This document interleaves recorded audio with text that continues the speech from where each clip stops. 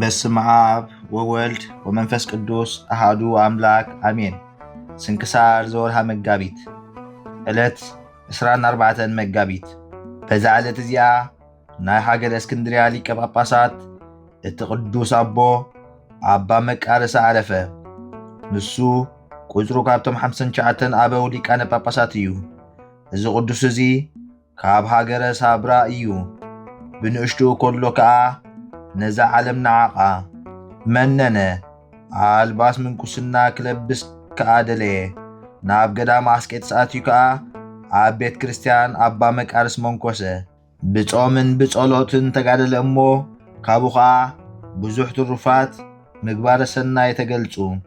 ቅድሚኡ ዝነበረ አባ ቀዝሞስ ዝበሃል ሊቀ ጳጳሳት ምስ ሞተ እቶም ኤጲስቆጶሳት ነዛ ኣቦዚ ብሓደ ምኽሪ ሊቀ ጳጳሳት ክሸምዎ ተሰማምዑ። ብዘይፍቓዱ ከዓ ኣብ እስክንድርያ ሊቀ ጳጳሳት ሸምዎ። ናብ ሃገር ሲመቱ እስክንድርያ ክኸይድ ከሎ ኣብታ ዝተወለደላ ዓዲ ምስ በጽሐ ኣዲኡ ድማ ብህይወታ ነበረት። ንሳ ህያወይቲ ጻድቕትን ንጽሕትን ፈራሒት እግዚኣብሔር ናይ ዝሓለፈ ዓለም ክብሪ ከዓ ተጸልእ ነበረት። ንሱ እዛ ኣቦ ናብታ ዝተወለደላ ዓዲ ኣተወ እሞ ኣዲኡ ከዓ ብዛዕባኡ ከም ዝመፀ ሰሚዓ ክትሪኦ ኢላ ናብኡ ኣይወፀትን። ንሱ ከዓ ናብቲ ዘላቶ ገዛ ኣትዩ ነዲኡ ረኸባ። ንሳ ግና ተቐሚጣ ትፈትል ነበረት እምበር ተንሲኣ ሰላም ኣይበለቶን። ንሱ ከዓ ዘይፈለጠቶ መሰሎ።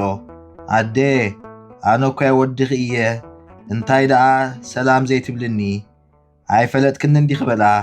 ንሳ ግና ከምዚ ክትብል መለሰትሉ። ኣነስ ፈሊጠካ ኣለኹ ንስኻ ግና ነፍስኻ ኣይፈለጥካን። ኣነስ ካብ በዚ ክብረት ሊቀ ጵጵስና ካብ ዝረአካ ሞትካ ተገኒዝካ ክሪኤካ ምፈትኹ በለቶ። ምኽንያቱ ትማሊ ማለት ቅድሚ ጵጵስና ብዛዕባ ሓጢኣትካ ጥራይ እዮም ዝጸባጸቡኻ ነይሮም። ሎሚ ግና ብዛዕባ ኩሉ ሓጢኣት መጓሰኻ ክትጸባጸቡኻ እዮም በለቶ። ብድሕሪ እዚ ክልቲኦም ሓቢሮም በኸዩ። እቲ ዘረባ ናይ ኣዲኡ ከዓ ኣብ ልቡ ኣተዎ። ስለዚ ምእንቲ ነፍሱን ምእንቲ ሓለዋ መጓስኡን ከዓ ተጊሁ ተጋደለ።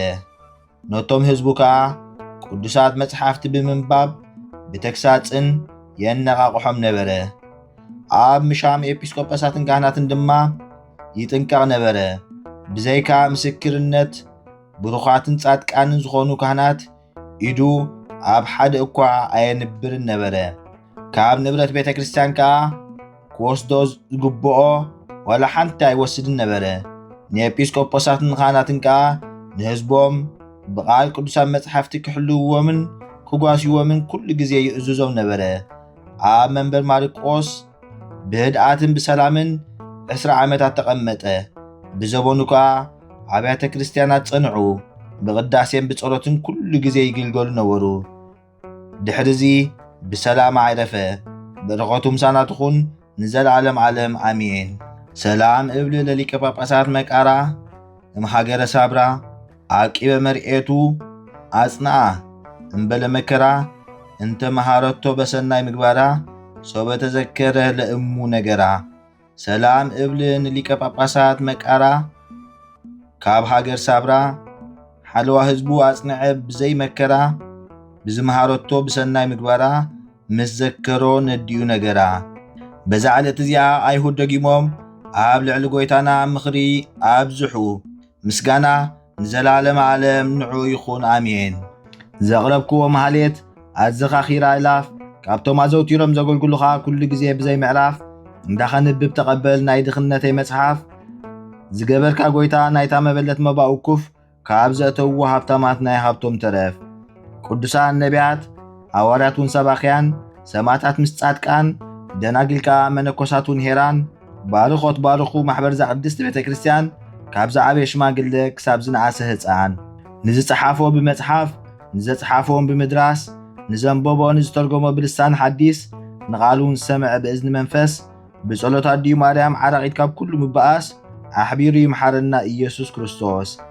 ሰላም ንዓኹም ጻድቃን ምስ ሰማይት ዘዕረፍኩም በዝላሙ ዕለት ንዓለም ዘሰነፍኩም ይኹም ንስኻትኩም ብኩሉ ትዕግስት ኣብ ቅድሚ ፈጣሪ ለምኑ ብኩሉ ሰዓት ብዘይካ ንስሓ ንዓና ከይወስደና ሞት ሰላም ንዓኹም ናይ ዝዓለት እዚኣ ጻድቃን ኩልኹም ሰቡትን ኣንስትን በብኣስማትኩም ቅዱሳን ሰማይን ምድርን ማሕበር ስላሴ ንስኹም ምእንቲ ማርያም ኣድዩ ዘኩርና ብጸሎትኩም ንኽትሕልውና ተማሕጺና ኣሎና ብናይ ክርስቶስ ደም